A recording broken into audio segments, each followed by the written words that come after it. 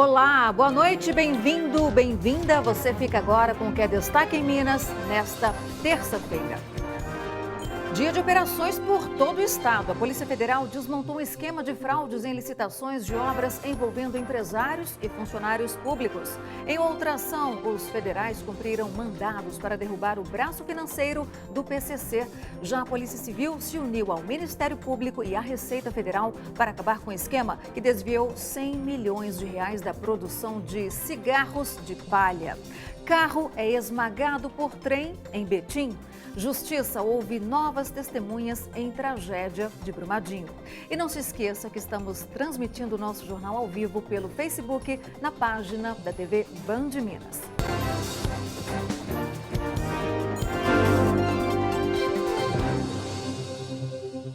Contratos superfaturados, pagamentos por serviços que não foram executados e as obras de baixa qualidade. Segundo a Polícia Federal, esse é o resultado de um esquema fraudulento que envolvia empresários e funcionários do DENIT, o Departamento Nacional de Infraestrutura de Transportes, aqui em Minas. A Operação BR-090 prendeu hoje 10 pessoas que fariam parte desse esquema.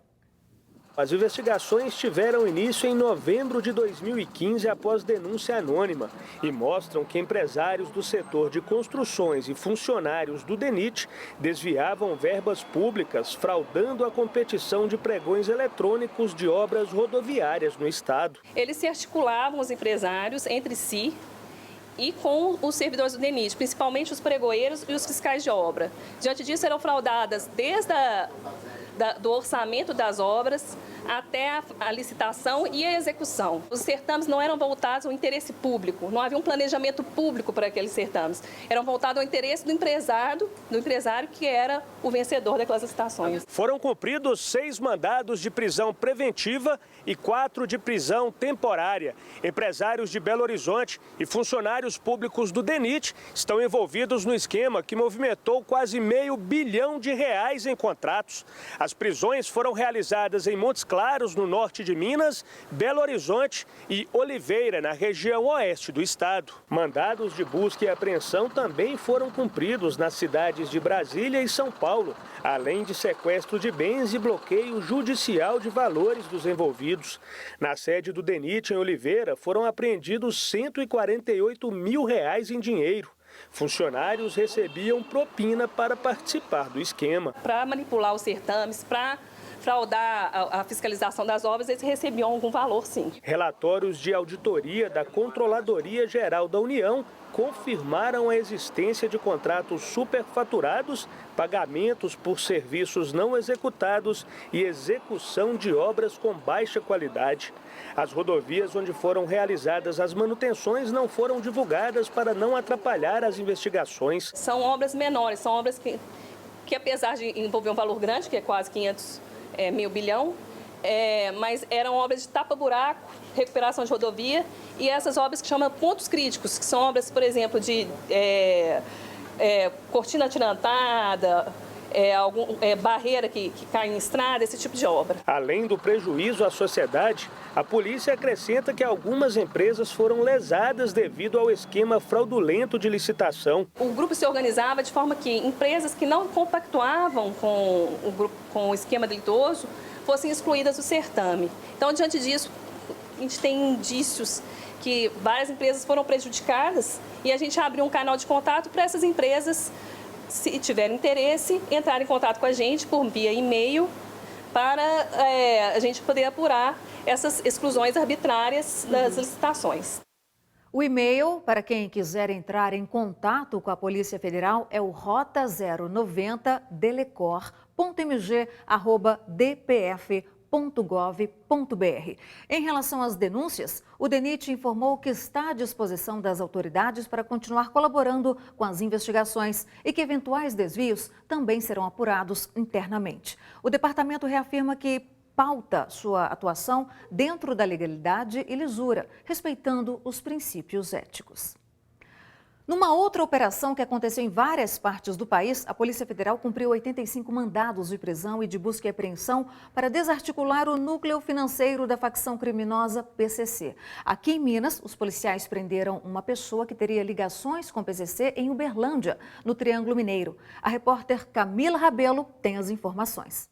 Foram cumpridos 55 mandados de busca e apreensão e 30 mandados de prisão em 7 estados, inclusive em Minas Gerais. Em Uberlândia, uma mulher de 27 anos foi presa no bairro Morada Nova. As investigações começaram em fevereiro deste ano. O objetivo da Operação Cravada é desarticular uma quadrilha responsável por gerenciar e arrecadar fundos que bancam o crime organizado. Segundo as investigações, eram movimentados por mês cerca de R$1 milhão.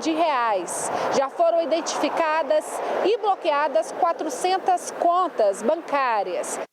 E um desvio de um total de R$100 milhões na produção de cigarros de palha também foi alvo de uma operação hoje.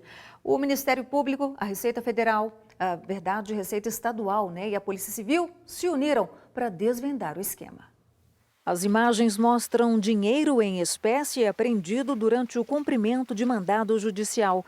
Cerca de R$2,5 milhões provenientes de lavagem de dinheiro, de acordo com as investigações da Operação Porronca de combate à sonegação fiscal do setor de cigarros de palha em Minas Gerais e em Goiás. Uma grande quantidade do produto, ainda não contabilizada, também foi apreendida. A força-tarefa envolveu o Ministério Público de Minas, Receita Estadual e Polícia Civil. Foram cumpridos 50 mandados de busca e apreensão da cadeia produtiva ao varejo. Visando levantar todo o mercado do cigarro de palha, desde das fazendas onde são plantados os fumos até as lojas nos shoppings populares, onde são revendidos, nas gráficas onde são feitas as embalagem. De acordo com a Força Tarefa, ao menos 42 empresas responsáveis por 20 marcas estão envolvidas. O prejuízo aos cofres públicos em Minas Gerais chega a R$100 milhões em impostos não recolhidos. Esse grupo que foi objeto hoje da operação, eles basicamente são habituados a vender os produtos e distribuí-los sem emissão de documento fiscal, o que causa a sonegação do ICMS.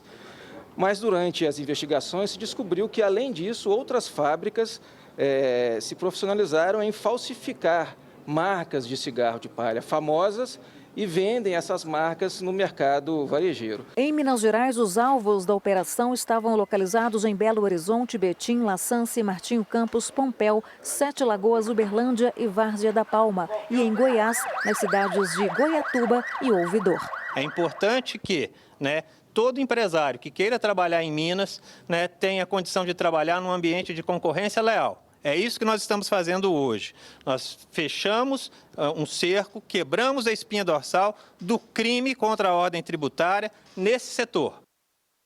E o dia foi mesmo de derrubar todo tipo de fraude em Minas. Em Teófilo Otoni, no Vale do Jequitinhonha, irregularidades nas licitações para compra de medicamentos e insumos hospitalares foram alvo de uma ação da Polícia Civil.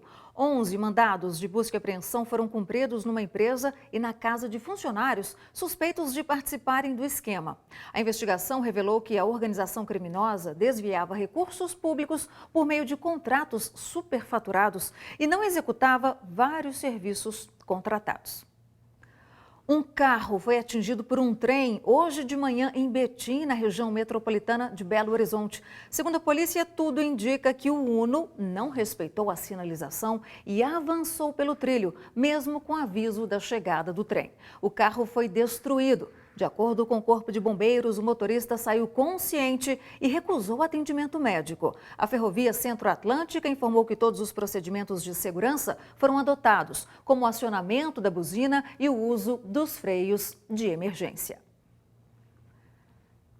E em Contagem, na BR-381, um caminhão carregado de trigo tombou interditando a pista. O acidente aconteceu no quilômetro 2 e fechou os dois sentidos da via. Uma pessoa que passava pelo local foi atingida por parte da carga. Mas, segundo a concessionária da via, a autopista Fernão Dias, tanto a vítima quanto o motorista passam bem. A Justiça ouviu novas testemunhas sobre a tragédia em Brumadinho, que foram convocadas pelo Ministério Público para falar sobre os danos ao meio ambiente.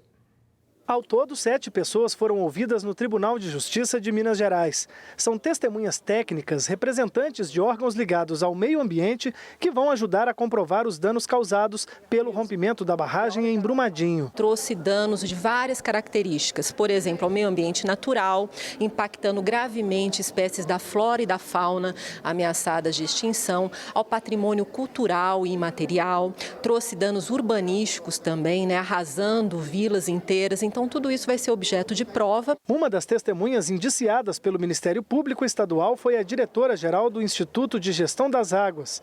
Marília Carvalho de Melo disse ter apresentado os estudos feitos pelo órgão. Nos primeiros dias após o desastre, a gente observou com os nossos dados uma alteração significativa na qualidade da água em relação à turbidez, que é a presença de sólidos, ou seja, a presença de rejeito no rio, mas também os metais característicos do rejeito, como ferro, manganês e alumínio. E naquele primeiro período identificamos alguns metais pesados. Também foi por isso que decidimos, junto com a Secretaria de Saúde, a Secretaria de Agricultura e a Secretaria de Meio Ambiente, suspender os usos. Continuamos monitorando, inclusive também na represa de Três Marias, para dar segurança a toda a população. O caso está sendo julgado aqui no TJ pelo juiz da 6ª Vara da Fazenda Pública e Autarquias da capital. A audiência desta terça-feira faz parte da fase de instrução e julgamento que ocorre depois de 11 audiências de conciliação. A Justiça Estadual já condenou a mineradora numa decisão parcial do mérito. A Vale será obrigada a reparar todos os danos causados pelo rompimento da barragem da mina Córrego do Feijão em janeiro deste ano. Toda degradação ela é passível de reversão desde que se aplique a tecnologia adequada. A empresa está apresentando para o Estado, neste momento, um plano de recuperação. Esse plano ainda é preliminar, nós tivemos uma primeira apresentação das ações de maneira preliminar, mas não recebemos ainda formalmente para avaliação, e aí o Estado vai exigir que todas as medidas sejam tomadas para que o rio Paraupeba seja recuperado. A tragédia deixou até o momento 248 pessoas mortas e 22 desaparecidas. No próximo dia 20 vão acontecer novos depoimentos e a assinatura de um termo de cooperação com a mineradora. O Ministério Público de Minas Gerais instaurou um procedimento para investigar denúncias contra mais um vereador de Belo Horizonte que estaria envolvido no esquema de rachadinha. Flávio dos Santos, do Podemos, já havia sido alvo de uma denúncia que acabou arquivada na Câmara Municipal. Mas recentemente foram divulgados áudios que comprovariam que ele obrigava assessores a devolver parte do salário. De acordo com a Câmara, ainda não houve nenhuma nova representação contra o vereador. Nós procuramos Flávio dos Santos, mas até o momento ele não se posicionou. Profissionais da rede municipal de ensino fizeram uma paralisação hoje em Belo Horizonte. Segundo o Sindicato dos Trabalhadores do setor, todas as 325 instituições da rede foram afetadas e metade das escolas estava totalmente fechada. A reivindicação do movimento é pela manutenção dos empregos de mais de 5.000 funcionários terceirizados que podem ficar sem trabalho. A paralisação continua até a próxima sexta-feira. A Secretaria Municipal de Educação contestou a informação do sindicato e disse que apenas 7% das escolas tiveram atividades totalmente paralisadas. A administração municipal informou ainda que as demandas do sindicato devem ser encaminhadas diretamente ao Ministério Público do Trabalho e ao Ministério Público Estadual, imediatamente para que alunos e pais não fiquem prejudicados. Veja a seguir, governo zera imposto de importação de centenas de máquinas e equipamentos. A medida pode ajudar a modernizar as fábricas do país.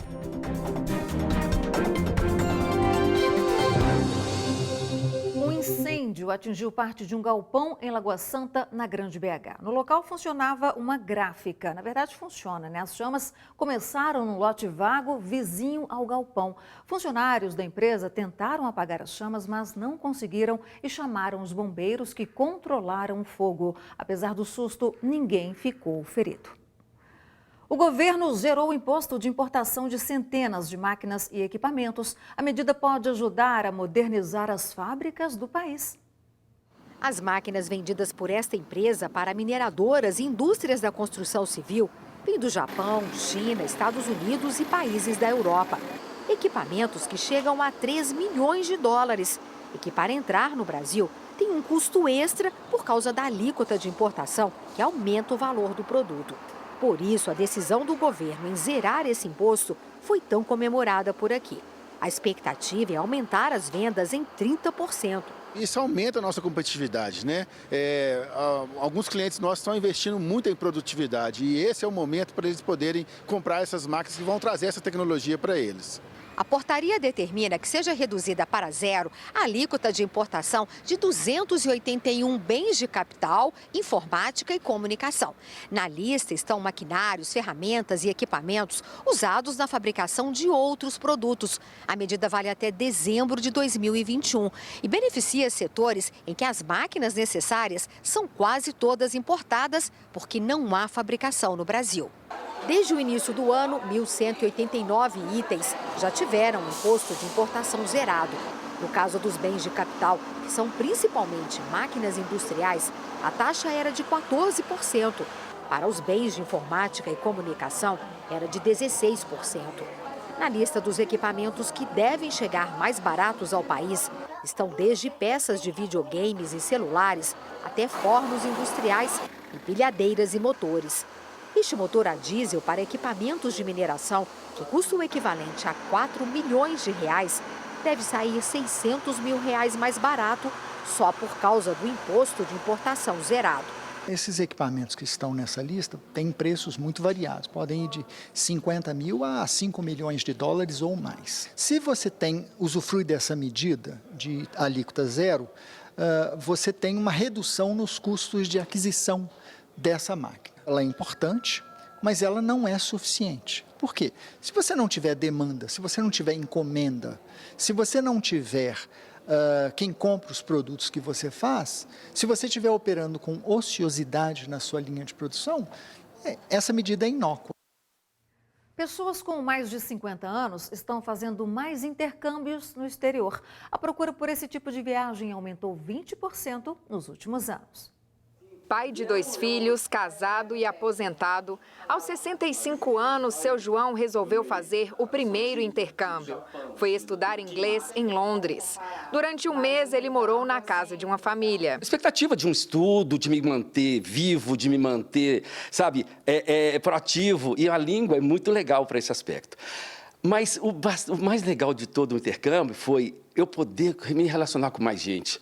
Com gente da minha idade, com gente mais nova. Isso me surpreendeu também. A experiência de estudar no exterior, aproveitando para também viver a cultura do local, foi tão marcante que o seu José recomenda. Nada de ir para hotel, não. Vai para casa de família, vai conviver na casa de família, vai relacionar com as outras pessoas e vai aprender uma língua. Os dados da Associação Nacional das Agências de Intercâmbio mostram que os viajantes acima de 50 anos estão mesmo explorando mais o mundo e por um maior tempo.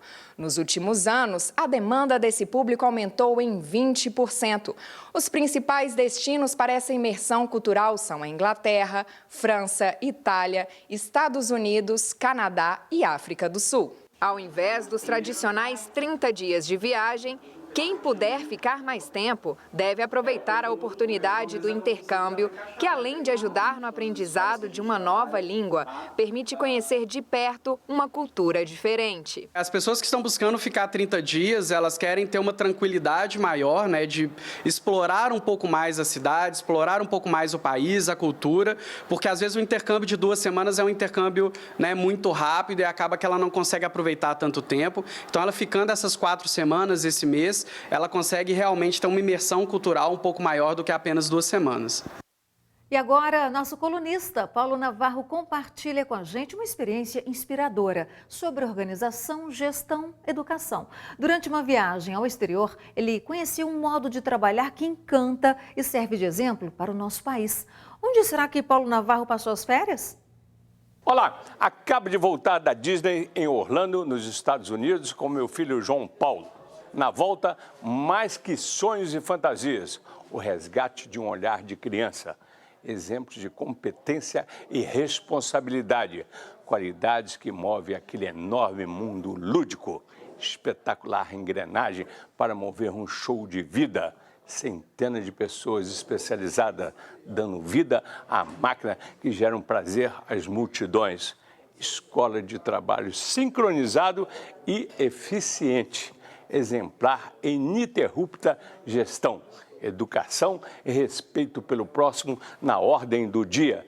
Dentro e fora dos parques, valem as leis e o bom senso. Na limpeza de ruas, praças, calçadas, banheiros, objetos perdidos, achados e devolvidos.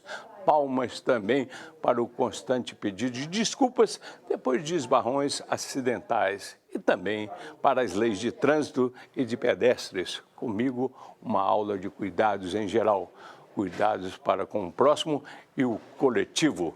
Pequenas ações que, lá na frente, combatem o mal maior, a corrupção. Direitos e deveres, sem o famoso e nefasto jeitinho.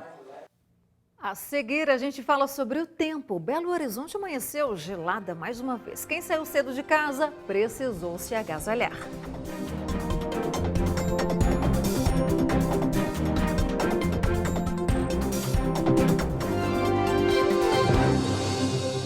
Um suspeito aplicou um golpe de artes marciais em um policial militar para fugir de uma abordagem nesta segunda-feira no bairro Alto Veracruz, região leste de Belo Horizonte. O homem foi abordado numa região conhecida como ponto de tráfico de drogas e imobilizado. Em seguida, se aproveitou da desatenção dos policiais, aplicou o golpe e fugiu. De acordo com a PM, ele foi recapturado com outras 2 pessoas que foram presas em flagrante com uma pistola semiautomática e porções de maconha. Estudantes do Cefet, o Centro Federal de Tecnologia, aqui de Belo Horizonte, criaram um equipamento simples, conectado ao computador para traduzir textos para braille. O sistema facilita o acesso dos cegos às informações e já recebeu 2 prêmios nacionais. O aparelho foi criado por alunos do último ano do ensino médio do curso de eletrônica do Centro Federal de Educação Tecnológica de Minas Gerais e demorou 6 meses para ficar pronto. O texto, salvo no pendrive, é lido pelo equipamento e codificado em braille, a linguagem universal para a leitura dos cegos. Esses 6 pinos acionados pelo leitor se levantam, formando as letras e os números que estão no texto.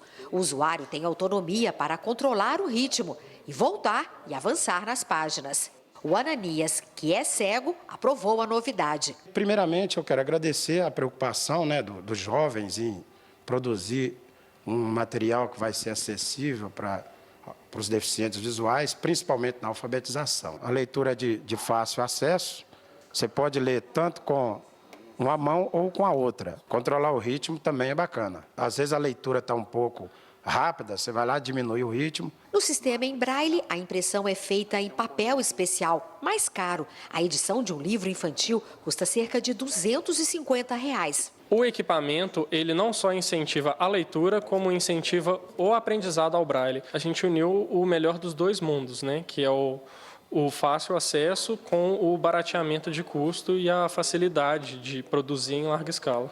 Além de eficiente, o equipamento criado pelos estudantes é portátil e de baixo custo. O protótipo sai por R$ 100. A ciência brasileira está viva e que a gente está produzindo uma coisa que é muito interessante para uma parte da sociedade que não tem muito acesso. Desde domingo tem muita gente seguindo a moda cebola pelas ruas de BH. Para sair de casa só com camadas e camadas de roupa. A repórter Fernanda Lisboa foi às ruas para saber o que os belo-horizontinos estão achando dessa mudança. Muita gente achou que o frio daria uma trégua neste inverno, que já tinha ido embora, mas ele voltou. Olha aí o pessoal empacotado de novo pelas ruas. Tá muito frio. Como é que sai de casa? Difícil. Uma blusinha de lã, um casaco. Um casaquinho bem gostoso. Às vezes é 2 calças, uma leg por baixo, uma mais confortável. E nestes dias frios, aquele cafezinho não pode faltar. Um café bem quente para poder segurar a onda do frio, porque senão não dá não. Mineiro não está acostumado com isso não. A mudança do clima começou no domingo, de acordo com o Instituto Nacional de Meteorologia. Uma frente fria e úmida se aproximou de Minas Gerais e os termômetros registraram a mínima de 10 graus. Antes estava em torno de 16. Essa massa de ar frio veio da região sul do Brasil e proporcionou queda de temperatura acentuada em Minas Gerais. Na capital, devido aos ventos, a sensação térmica chegou a menos 4 graus. Como nós tivemos em alguns pontos de Belo Horizonte, por exemplo, ventos de até 70 km por hora, tivemos aí uma sensação térmica abaixo de zero. A previsão é de que o frio continue assim até amanhã. O meteorologista explica que a qualidade do ar melhorou, mas é importante manter a boa hidratação com estas mudanças de temperatura. É importante a hidratação e também usar roupas adequadas para tal situação. Já no decorrer da semana, nós devemos ter a elevação das temperaturas e, consequentemente, a umidade relativa do ar tende a diminuir novamente, ou seja, devemos, a partir de quinta, sexta e final de semana, o índice de umidade relativa do ar à tarde deve ficar em torno aí dos 30% na capital mineira. Vamos ver então como fica a previsão para os próximos dias aqui na capital. Amanhã o dia será de céu parcialmente nublado. Pois é, os termômetros registrando mínima de 12 graus, máxima de 25. Na quinta-feira também tem sol com algumas nuvens e o dia fica mais quente. Mínima de 12 e máxima de 27 graus. Na sexta-feira o céu fica um pouco mais claro e os termômetros entre 13 e 28 graus. Se você quiser fazer alguma denúncia, nos enviar vídeos ou fotos, use o Bandzap 997727663. Para você, boa noite, obrigada pela companhia. Até amanhã.